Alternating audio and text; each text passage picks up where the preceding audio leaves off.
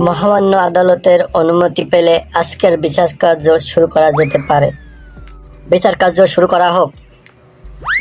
এই সেই মহিলা, মহামান্য আদালত, কাঠগড়ায় দাঁড়কৃত আধা বয়স্ক এক মহিলা, যার চরিত্রের কথা বলতে গিয়ে আমি এই পবিত্র জায়গাকে অবমাননা করব না, যে সন্তানের বয়স্ক ছেলেকেও ছাড় দেননি, যিনি আমার মক্কেল, দুধের শিশু, যার দুধের দাঁত পড়েনি, তাকে পর্যন্ত ছাড় দেননি মহামান্য আদালত।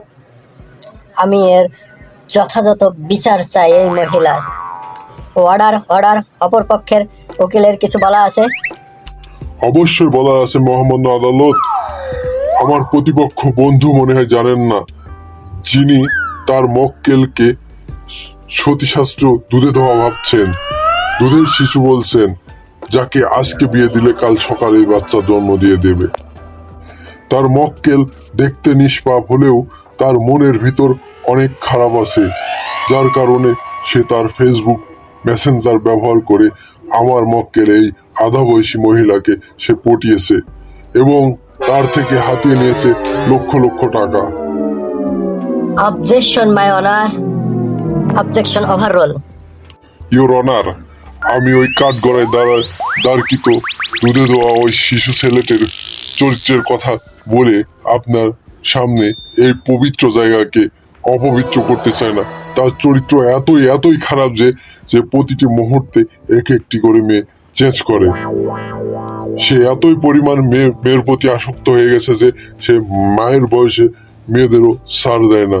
তাই সে আমার মক্কেলের প্রতিও আসক্ত হয়েছে এবং আমার মক্কেলের কাছ থেকে হাজার হাজার টাকা সে হাতিয়ে নিয়েছে। আর এখন সে আমার মক্কেলকে দুশ্চরিত্র বলে প্রমাণ করতে চাচ্ছে মহামান্য আদালত। মহামান্য আদালত, আমার প্রতিপক্ষ বন্ধু মনে জানেন না, তার মক্কেল ওই আধা বয়সী মহিলা, তার কোনো স্বামী নেই। কেন আজকে তার স্বামী নেই? তার চরিত্র যদি এতই ভালো হবে, তাহলে তার স্বামী কেন তাকে ডিভোর্স দিয়েছে? দুইটি বাচ্চা রেখে কেন তাকে ডিভোর্স দিয়েছে আমি জানতে চাই। মহামান্য আদালত, আমি আমার প্রতিপক্ষ বন্ধুকে বলতে চাই, এটা তার ব্যক্তিগত ব্যাপার এবং তাদের দুজনের স্বামী স্ত্রীর মধ্যেকার ব্যাপার। এখানে সেটা না তুললেই ভালো হয়, কারণ তাদের ব্যক্তিগত ব্যাপার নিয়ে আমরা এখানে নাক গলাতে আসিনি। এখানে যেটা নিয়ে ঝামেলা হয়েছে আমরা সেটা মিটাতে চাই। ওকে মিসেস লাইলা, আপনার কি কিছু বলার আছে? মহামান্য আদালত, আমি আর আপনার কাছে কি বলবো? আপনার সামনে দাঁড়িয়ে ওই যে মাসুম বাচ্চার মতো চেহারা, যার ওই ছেলেটা আমার সর্বনাশ করেছে মহামান্য